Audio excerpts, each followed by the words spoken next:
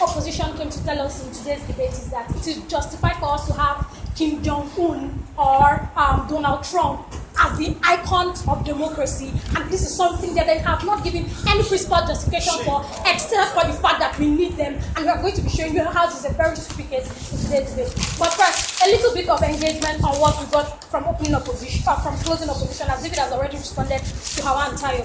First, they talk about how his approval was non-vocal. We feel like this doesn't even matter. This is not even in today's debate. Second, they talk about how Gandhi is very fundamental to the non-violence movement. But we say that is unnecessary to the non-violent movement. A figure whose life contradicts a movement is an enemy to it. You cannot use your enemy as the basis of your advocacy. We feel like this is something that they have failed to justify in today's debate. But second, if they really want a figure, we say find some other person whose life does not contradict his message, and this is something that they have failed to show us how it was possible or things. And second, sorry, we tell you that people often buy into ideas before they buy into those figures. So they say that Gandhi is very important because they want to give people something to aspire to. But we say people often buy into ideas. So I buy into democratic principle, and then I find someone who leads me in the way of democratic principles. But to the extent where you put a figure before people whose life is a contradiction of the message, we feel like this is not even true to the spirit of the struggle in the first place, and it's something which is completely unnecessary. They say that once we have good consequences, we should completely forget moral consideration. We feel like the basis of this movement in the first place is one which is moral. To the extent where the mix of it is immoral, it is completely principally unjustified for us to chase such methods. Closing opposition is completely out of today's debate. But first, let me teach you three very important and completely unique extensions that these guys completely fail to engage with. First, it tells you of the nature of non-violence and why it cannot allow hypocritical icons, even if there are other types of political expression does. David told you that the basis of this struggle is one which is essentially moral. These guys fail to show you so. David showed you that a non-violence movement shows moral superiority to the people who you seek to fight against. But to the extent where you bring yourself down, aside just the undermining thing which these guys like to talk about, how it trivializes the struggle, we showed you real consequences of it. The nuances of this form of struggle is one which is different from the apartheid movement, where you are validated to take guns and take up arms to fight against white oppression. Non-violence says that even if these guys would kill us, even if we are going to die as a result, we must protect the lives of others before us. We are morally superior to these individuals, and we must not resort to their means. David showed you how these guys completely failed to engage with this principle in today's debate. Second, he told you about how Gandhian opportunistic violence is the favorite tool of oppressors and whitewash his message. Gandhi was one of the people that the white oppressors liked.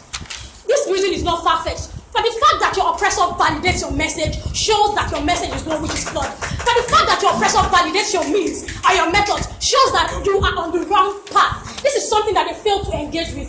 If I say doing something is wrong, and my oppressor says, hey, doing that thing is also wrong, we feel like this shows that you're on the side of the oppressor, and this is one which is completely against the principles of non-violence for the emancipation of these people, even if it gives us the most benefits. But the fact that it's morally bankrupt is something we are not glad to work with. Do you think Gandhi's pragmatic philosophy of non-violence excluded self-defense? Okay, Tayo, David already showed you that you guys are completely out of this debate for your mischaracterization of that term. What non-violence says essentially is, even if you would die, you would keep yourself and put yourself on the line.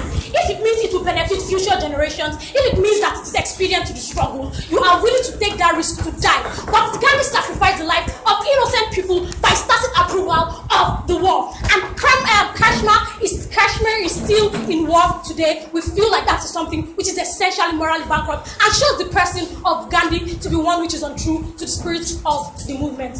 Closing. So, Jesus Christ is that Christians. Jesus Christ is not figure that Christians aspire to.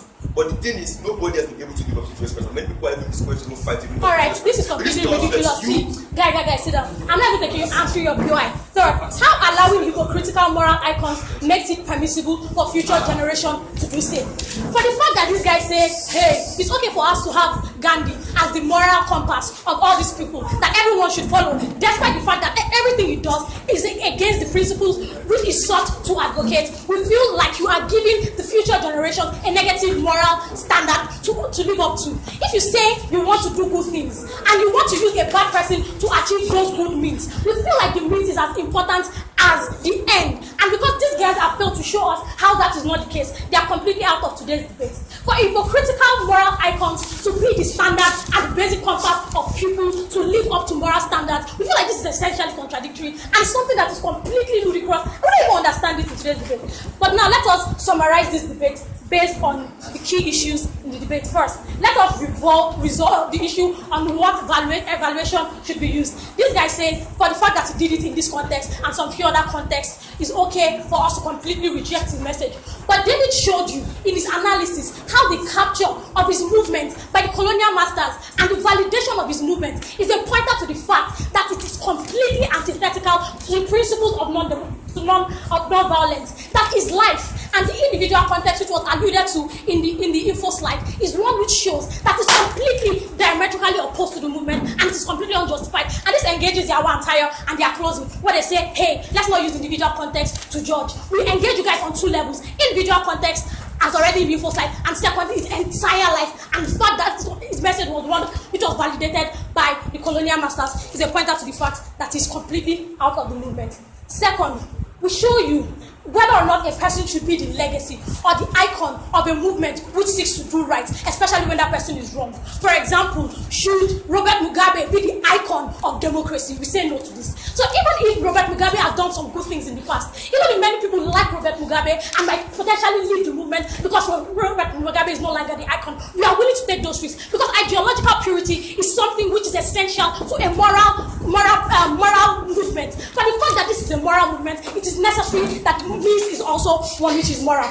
Third, why is moralism particularly important in today's debate? We already analyzed. And who showed you the most grievous effect of his action? The fact that individuals in Kashmir are still dying as a result of his decision. The fact that individuals in future might potentially buy into his ideas. We feel like it's something which we violently advocate against. We are very proud to have proposed.